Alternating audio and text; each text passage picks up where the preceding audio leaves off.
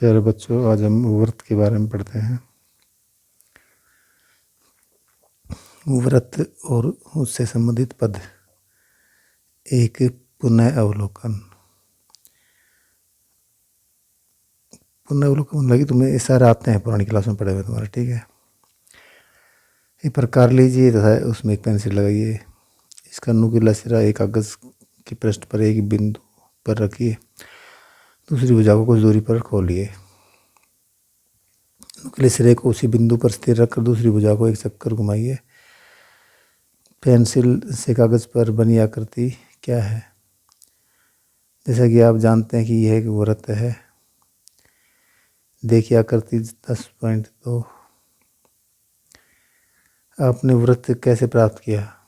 आपने एक बिंदु ए को स्थिर रखा तथा वे सभी बिंदु बनाए जो ए से एक स्थिर दूरी पर हैं। इस प्रकार हमें निम्न परिभाषा प्राप्त हुई। एक तल पर उन सभी बिंदुओं का समूह जो तल के एक स्थिर बिंदु से एक स्थिर दूरी पर स्थित हों, एक व्रत कहलाता है। देखो ये यहाँ पे एक बिंदु है ना, ये बड़ा, इसका केंद्र है, तो इससे सारे बिंदु समान दूरी पर स्थित हैं, ठीक है। ध्यान रखो ये एक त्रिज्या है सारी है। जितने बिंदु है ना अनंत। स्थिर बिंदु को व्रत का केंद्र कहते हैं, सेंटर। तथा स्थिर दूरी को व्रत की त्रिज्या, रेडियस कहते हैं। आकृति 10.3 में ओ व्रत का केंद्र तथा लंबाई ओ आर व्रत की त्रिज्या है, या ओपी कह लो इसको। ध्यान दीजिए कि व्रत केंद्र को व्रत के किसी बिंदु से मिलाने वाला रेखाखंड भी व्रत की त्रिज्या कहलाता है। अर्थात व्रत को दो अर्थों में प्रयोग किया जाता है, त्रिज्या को दो अर्थों में, रेखाखंड के रूप में तो इसकी लंबाई के रूप में, ठीक है। जैसे रेखाखंड तो ये होगा भी, और लंबाई मतलब सभी जहाँ भी मिलाएंगे रेखाखंड वो क्या होगा, त्रिज्या ही होगी इसकी। आपको कक्षा 6 से निम्न में से कुछ अवधारणाओं का ज्ञान है, हम केवल उनका पुनः स्मरण करते हैं। एक व्रत उस तल को जिस पर स्थित है 3 भागों में विभाजित करता है। ये हैं व्रत के अंदर का भाग जिसे अभ्यंतर, इंटीरियर भी कहते हैं।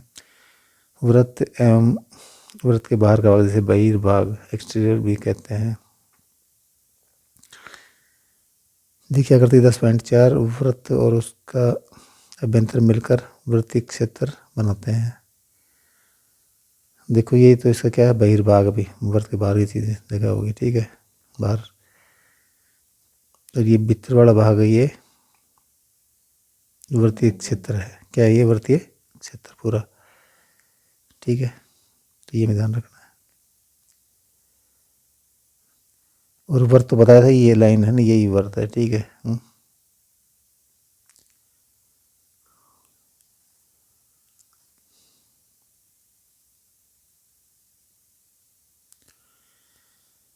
यदि एक वृत्त पर दो बिंदु पी और क्यू लें तो रेखाखंड पी क्यू वृत्त की एक जीवा कहलाता है, ठीक है। देखो दो बिंदु ले हमने तो क्या होगी, एक जीवा होगी।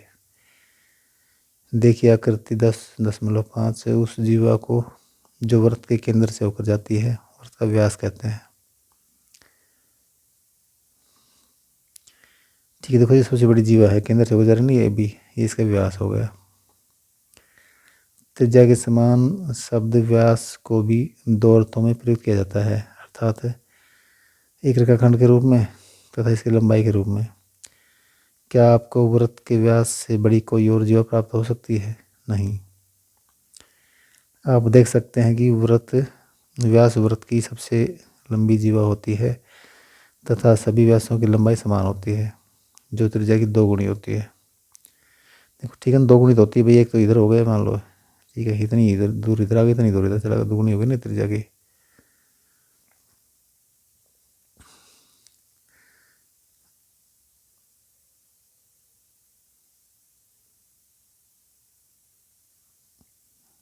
आकृति 10.5 में ए ओ बी वृत्त का एक व्यास है। एक वृत्त में कितने व्यास हो सकते हैं? एक वृत्त खींचिए और देखिए कि आप कितने व्यास बना सकते हैं। तो कितने व्यास बना सकते हैं? बहुत ज़्यादा व्यास बना, ठीक है, व्यास ही व्यास बनेंगे इसमें बहुत ज़्यादा। ये एक तो ये है ही इसमें। और हो सकते कितनी लाइनें खींचेंगे हम, कितनी खींचेंगे? अनंत लाइनें खींचेंगे, ठीक है, गिनती नहीं कर सकते इसकी, कितनी खींच जाएंगे इससे, ठीक है। तो ये भी हमें ध्यान रखना है कि बहुत ज़्यादा व्यास हम खींच सकते हैं इसमें। दो बिंदुओं के बीच के वृत्त के भाग को एक चाप कहते हैं। देखो ये कि दो बिंदु हमारे पास जैसे पी और क्यू है, ठीक है, ये क्या चाप है, यहाँ से यहाँ तक क्या है, ये चाप। ये एक वर्ग का हिस्सा ना, तो ये चाप होगी, ठीक है, इस तरह से। छोटी चाप है, ये बड़ी वाली चाप होगा, ये बड़ी वाली चाप ऊपर है इसके, ठीक है भाई। ये क्या है, ये बड़ी चाप है इसकी, दीर्घ चाप कहते हैं इसको हम। इसको लघु चाप कहते हैं, नीचे वाले को पी क्यू। ये पी क्यू है, ये क्यू पी है फिर, ठीक है, इस तरह से।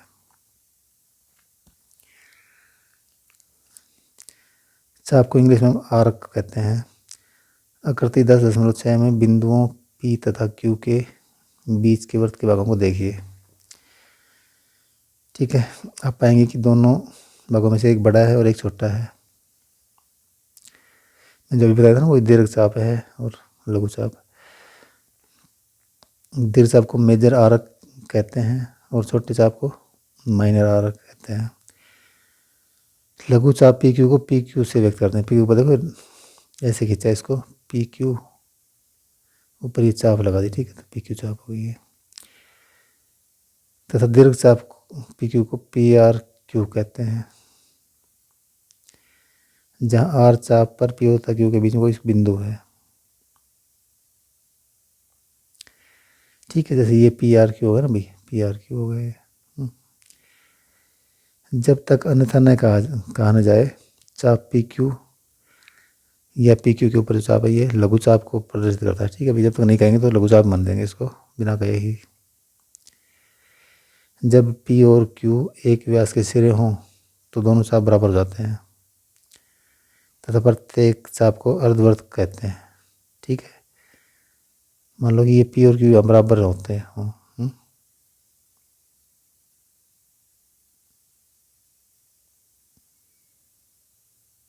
जैसे मान लो यहाँ है, ठीक है, पी बिंदु यहाँ, ये भी यहाँ है, तो दोनों बराबर हो गए ना, ठीक है। तो ये ऊपर वाला भी अर्धवर्त होगा, ये भी, और नीचे वाला को भी हम अर्धवर्त ही कहेंगे, ठीक है। इसको भी क्या बोलेंगे हम, अर्धवर्त। छोटी बड़ी चाप में दोनों चाप बराबर हैं। संपूर्ण वर्त की लंबाई को उसकी परिधि सर्कमफ्रेंस कहते हैं। जीवा तथा प्रत्येक चाप के मध्य क्षेत्र को वर्ती क्षेत्र का खंड, ये सरल शब्दों में वर्तखंड कहते हैं, ठीक है। देखो ये वर्तखंड है, ठीक है। यहाँ पे अगर हम खंड बना लें ना इसको, जैसे ये है तो ये पी क्यू है ना, तो ये जो हिस्सा है ये वर्तखंड होगा, ठीक है, वर्त का टुकड़ा होगा, ठीक है। ये क्या लघु वर्तखंड होगा, ये लघु चाप है ना, लघु वर्तखंड हो गया। और जो ऊपर वाला है ये दीर्घ वर्तखंड हो गया, ठीक है। ये यहाँ से ये हिस्सा है दीर्घ वर्तखंड हो गया, ठीक है, बड़ा।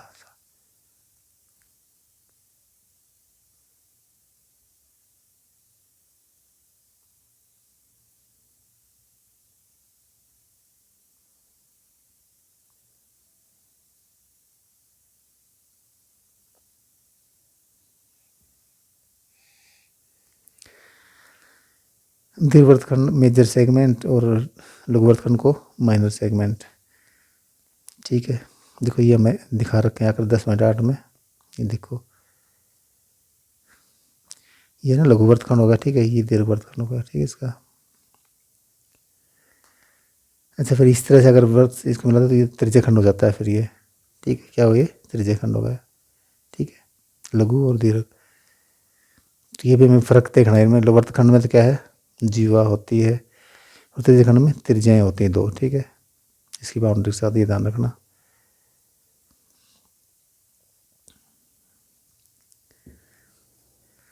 केंद्र को एक चाप के सिरों से मिलाने वाली त्रिज्याओं एवं चाप के बीच के क्षेत्र को त्रिज्यखंड सेक्टर कहते हैं।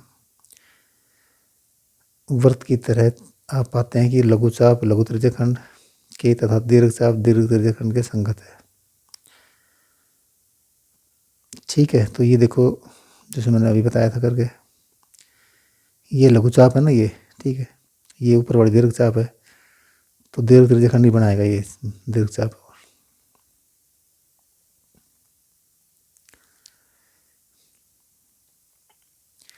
जब दोनों चाप बराबर हो जाते हैं, अर्थात प्रत्येक अर्धवर्त होता है, तो दोनों वर्तखंड और दोनों त्रिज्यखंड एक समान हो जाते हैं, तथा प्रत्येक को अर्धवर्ती क्षेत्र सेमी सर्कुलर रीजन कहते हैं।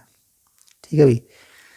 मान लो इसको हम बराबर कर देंगे दोनों को, देखो अब करने से क्या हो जाएगा, ये है ना लाइन है, ये बराबर होती होती यहाँ पहुँच जाएंगे। ठीक है, देखिए इसको बराबर कर देंगे तो ये लाइन भी खड़ी होकर कहाँ पहुँच जाएगी, यहाँ पहुँच जाएगी। तो अब देखो बराबर होगा ना, ये दोनों नीचे वाला हिस्सा अलग होगा, ये भी बराबर है, अर्धवर्त होगा, ये ऊपर वाला भी अर्धवर्त होगा। ठीक है, ऐसे ही है भी इसमें भी। तो इसके लिए क्या है, अलग नाम नहीं दिया गया, इसने क्या नाम दिया, इसने अर्धवर्ती क्षेत्र बोल दिया। ठीक है, इसको दोनों को अलग अलग बराबर हो गए दोनों। एक्सरसाइज तुम कर सकते हो आराम से, फिर भी चलो एक मैं बताता हूँ। देखो वृत्त का केंद्र वर्त के कहाँ स्थित है भाई, बहिर्भाग या अभ्यंतर, अभ्यंतर में स्थित है। ठीक है, वो तो बीच में होगा सही सीधा साहब। देखो ये वर्त का केंद्र है और ये चारों ओर इसके वर्त है। ठीक है, तो बीच में होता है ये अभ्यंतर में। ठीक, बाकी तुम करना खुद, ये दूसरा इसका पहले बताता हूँ मैं। सत्य या असत्य लिखिए, उत्तर के कारण दीजिए। ठीक है, केंद्र को वृत्त पर किसी बिंदु से मिलाने वाला रेखाखंड वृत्त की त्रिज्या होती है।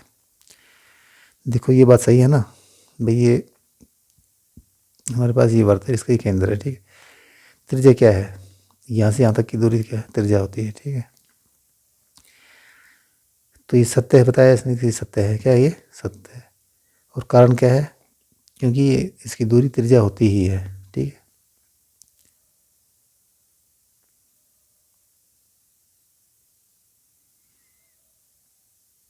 चलो आगे बढ़ते हैं।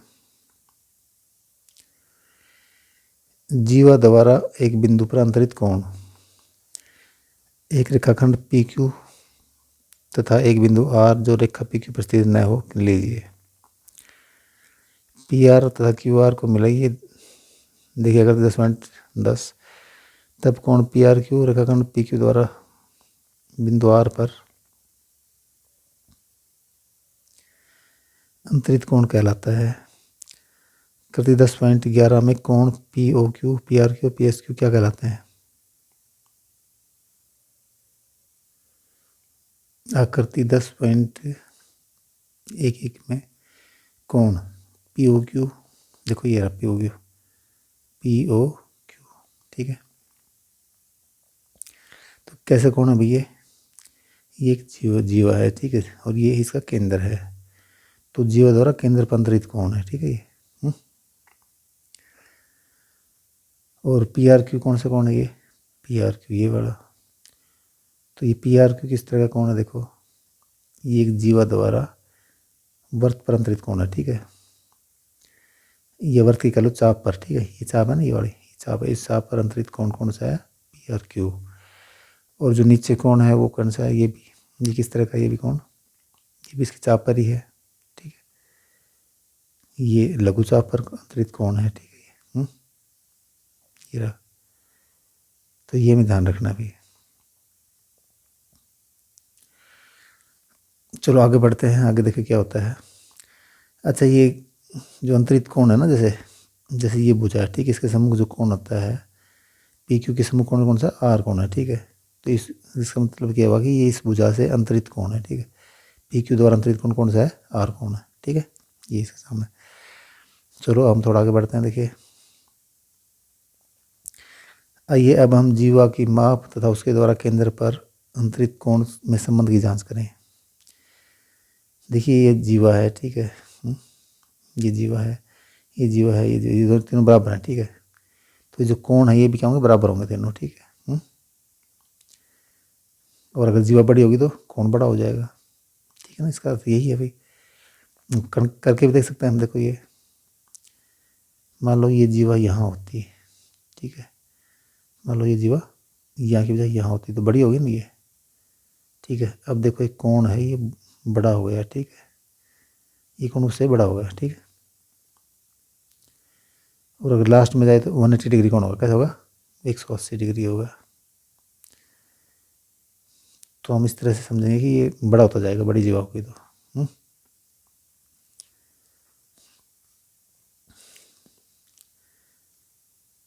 इसके अलावा देखो अगर ये जीवा है तो हम यहाँ हमने कोण लगाया इसके, ठीक है।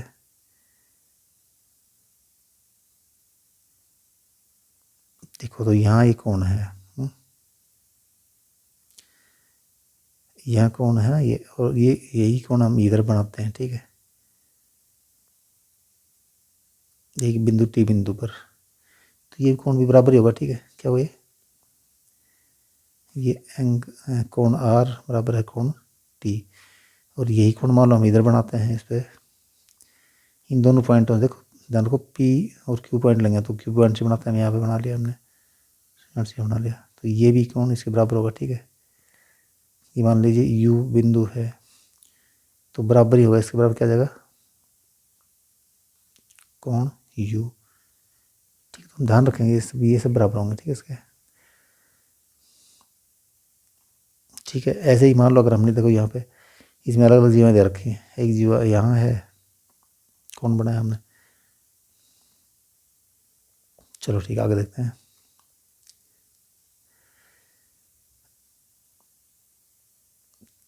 क्या होगा यदि आप दो बराबर जीवाएं लेंगे, क्या केंद्र पर अंतरित कोण समान होंगे, हाँ समान होंगे।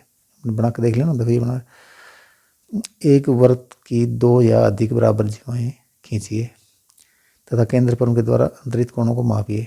देखिए आकृति 10.12, देखिए आकृति देखिए इसमें है? आप पाएंगे कि उनके द्वारा केंद्र पर अंतरित कोण बराबर हैं, ठीक है। तो जैसे कि हमने बताया आप खुद भी नाप सकते हैं इसको। आइए इस तथ्य की हम उत्पत्ति लें। देखिए हम ये इसका प्रमाण लेकर इस प्रमेय को हम देखते हैं एक बार, ठीक है भाई। बस ये प्रमेय है, लास्ट बाकी कल पढ़ेंगे फिर। देखो एक बार, वृत्त की बराबर जीवाएं केंद्र पर बराबर कोण अंतरित करती हैं। उत्पत्ति, आपको एक वृत्त है जिसका केंद्र O है कि दो बराबर जीवाएं AB और CD दी हुई हैं। देखते रखिए ना भैया हमारे पास, ये AB है जीवा, ठीक है, और ये CD जीवा है, दोनों बराबर हैं ये, ठीक है। और वृत्त का केंद्र तो O है ये रहा, ठीक है। ये पूरा ये वृत्त है, ये पूरा क्या है, ये वृत्त, ठीक है। ये द्वितीय बता दें मैंने। तथा आप सिद्ध करना चाहते हैं कि कोण AOB बराबर है कोण COD। तो क्या सिद्ध करना चाहते हैं हम, ये वाला कोण कि भाई ये जो AOB कोण है ये वाला, ये क्या COD कोण के बराबर है। तो चलो हम देखते हैं। अब त्रिभुज दो, हमारे पास दो त्रिभुज बन गए भाई, कौन कौन त्रिभुज देखो। तो हमारे पास त्रिभुज ये है OAB, या AOB कैसे भी लिख लो, ठीक है, और COD, दो त्रिभुज है ना यार। इसमें क्या है, OA बराबर OC, वृत्त की त्रिज्याएं हैं भाई, ठीक है। तो त्रिज्याएं सारे बराबर होते हैं, ठीक है। OA बराबर क्या हो गई, OC, ठीक है। और OB बराबर OD, ये भी त्रिज्याएं हैं, ये भी सारी बराबर होंगी, ठीक है। और AB बराबर CD दिया हुआ है, दिया ना, तो ये पहले देखो ये AB और CD बराबर है, तो AB और CD ये भी दिया हुआ, ये भी बराबर हो गया, ठीक है। तो ये त्रिभुज क्या है, सर्वांग सम हो गए भाई, त्रिभुज दोनों क्या हो गए, सर्वांग सम, ठीक है। लिख दो यहाँ पे त्रिभुज AOB सर्वांग सम है त्रिभुज COD, ठीक है। और सर्वांग सम होते ही सारे कोण इसके बराबर हो जाएंगे, ठीक है। सारे कोण और सारी भुजाएं तो बराबर बता ही दी है, ठीक है। किस कौन सा नियम है, SSS नियम, साइड साइड साइड, तीनों साइड से इसकी बराबर थी, देखो है ना। दो त्रिज्याएं थी एक इसमें, जीवाएं थी इनकी,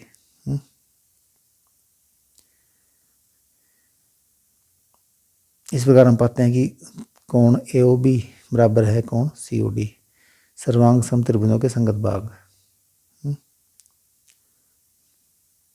तो ये कोण इसके बराबर हो गया, तो हमने सिद्ध कर दिया इसको। ठीक है, चलो ठीक है बच्चों, धन्यवाद, जय हिंद।